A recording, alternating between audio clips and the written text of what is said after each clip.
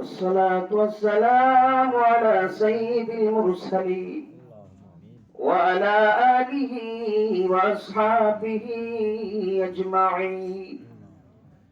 ربنا يا ربنا يا ربنا بخبر قرب میرے دعا سب میرے مولا میرے فریاد کھو میرے مولا میرے امداد کھو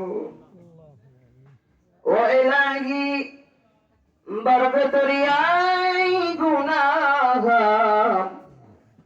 وقد حسبي تويداني قواها ربنا ظلمنا أنفسنا وإن لم تغفر لنا وترحمنا لنكونن من الخاسرين. رب ارحمهما كما ربياني صغيرا. رب العالمين জান্নাতের বাগানের মধ্যে বসে আল্লাহ দেখো তোমার কতগুলি জান্নাতি মেহমানদেরকে লইয়া আল্লাহ এখানে বসে তোমার বন্ধুর উপরে কিছু দরুদ শরীফ পড়েছি।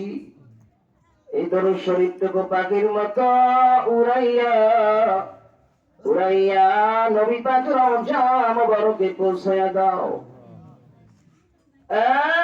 মাবুদ আল্লাহ তোমার যেই সমস্ত বান্দারা এই ঠান্ডার মধ্যে কষ্ট করে বসে আল্লাহ দেখো কোরআন হাদিসের মাহফিল শোনার জন্য তারা বসে আছে। আল্লাহ এখানে কেউ টাকার জন্য আসে নাই, কেউ পয়সার জন্য আসে নাই। আল্লাহ দেখো তোমার দরবারে দুইখানা হাত বাড়াইয়া রাখছে জীবনের গুনাহ মাফের আশায়।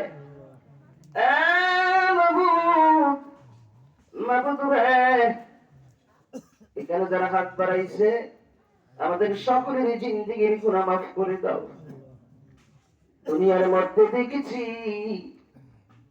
সন্তান যদি মা বাবার সাথে যখন বেয়াদবি করে, বাবার সন্তানের প্রতি রাগ হয়ে সন্তানকে বাড়ির ভিতর থেকে বাহির করে দেয়, ওই সন্তান রাত্রিবেলায় যখন আবার দরজার সামনে দাঁড়ায়া মা মা বলে যখন ডাক দেয়, মা আর সন্তানের প্রতি রাগ করে থাকতে পারে না, সন্তানকে আবার ঘরের মধ্যে জায়গা করে দেয়। মা বাবার চাইতে কোটি কোটি গুণ বেশি বা তুমি আল্লাহর। এখানে যারা হাত বাড়াইছে আল্লাহ কাউকে বাদ দিও না। আল্লাহ আমাদের সকলের জিন্দেগির গুনাহ মাফ করে দাও। জীবনের গুনাহ যদি মাফ না করো, হাসরের ময়দানটা এমন ভয়াবহ অবস্থা শুরু হয়ে যাবে, ওই অবস্থা থেকে সকল নবীরা ইয়া নাফসি বলে কাঁদতে থাকবে। একমাত্র দয়ার নবী মায়ের নবী শুনতে বলে উম্মতি উম্মতি বলে কাঁদতে থাকবে। আবার দেখতে বলবেন আমার হাবিব এই কঠিন কিয়ামতের ময়দানে আপনি কাঁদবেন না, আপনাকে পাওয়ার জন্য আমার জান্নাত গুলি কাঁদতেছে। আমার নবী ডাকতে বলেন মাবুদ রে তোমার জান্নাত গুলি আমি নবীকে পাওয়ার জন্য কান্দে,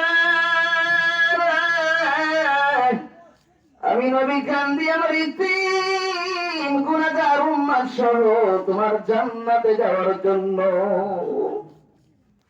মাবুদ রে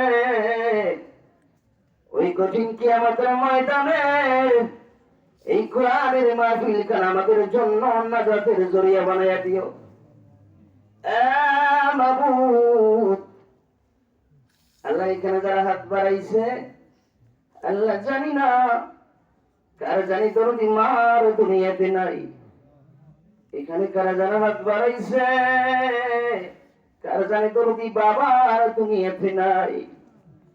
বাবার কথা কি বলবো, ঈদের দিন যখন বাবার হাতের শাহাদত আঙ্গুল ধরে যখন ঈদগার দিকে যখন রওনা হইতাম, রাস্তার মধ্যে দাঁড়ায় দেখি আজকে সকলের গায়ের মধ্যে নতুন পোশাক দেখা যায়, আমার বাবার মা গায়ের মধ্যে যেন পুরান পোশাক দেখা যায়। বাবাকে ডাকতে বলতাম, বাবা গো, আজকে ঈদের দিন সকলের গায়ের মধ্যে নতুন পোশাক দেখা যায়, তোমার গায়ের মধ্যে নেই, পুরান পোশাক পরে আছো। বাবা ডাকতে বলেন, রে সন্তান, আজকে আমি বাবা যদি নতুন পোশাক কিনতাম রে, তোদের গায়ের মধ্যে নতুন পোশাক কিনে দিতে পারতাম না। বাবু, জানি না রে, ওই দরদি বাবা কার জানি দুনিয়াতে নাই। মায়ের কথা কি বলবো, মা সন্তানকে 10 মাস 10 দিন গর্ভের মধ্যে ধারণ করেছে। মা যেদিন ডেলিভারি হয়েছে, বালতির পর বালতি রক্তক্ষরণ হয়েছে, মায়ের পাশে সন্তানকে শোয়ায় রেখেছে। সন্তান যখন কান্না করে দিছে, মা ডান কাছ থেকে বলে, ও আমার পাড়া প্রতিবেশী মহিলারা রে, দে দে আমার সন্তানকে আমার কোলে উঠায় দে। পাড়া প্রতিবেশী মহিলারা বলতো, সবে মাত্র তুমি ডেলিভারি হয়েছ, না না, তোমার সন্তানকে তুমি করে নিতে পারবে না, তোমার শরীরটা বড় দুর্বল হয়ে গেছে। মা ডাক দিয়ে বলতো, রে আমার পাড়া প্রতিবেশী মহিলারা রে, আমি মা দুর্বল ছিলাম রে, আমার সন্তানের কান্না যখন আমি মায়ের কানের মধ্যে গেছে, আমি মার দুর্বল নাই, দে দে আমার সন্তানকে কোলের মধ্যে উঠাইয়া দে। জানি না ওই দরদি মা কারো জানে কবরে ঘুমায় আছে। বছরের মতো বছর চলে যায়, যুগের মতো যুগ চলে যায়, দরদি মা বাবার কবরে কোনোদিন দাঁড়ানোর সৌভাগ্য হলো না। বাবু, এখানে যারা হাত বাড়াইছে গো, আল্লাহ সকলের মা বাবার কবরখানা জান্নাতের বাগান বানাইয়া দাও। বাবু, আজকের এই বাড়িওয়ালা যে উদ্দেশ্য করে আজকের এই কোরআনের মাহফিল দিয়েছে, আল্লাহ বাড়িওয়ালার উদ্দেশ্য থেকে তুমি আল্লাহ কবুল করে নাও। এই বাড়ির ভিতর থেকে যত মুরব্বী অন্ধকার কবরে ঘুমায় আছে,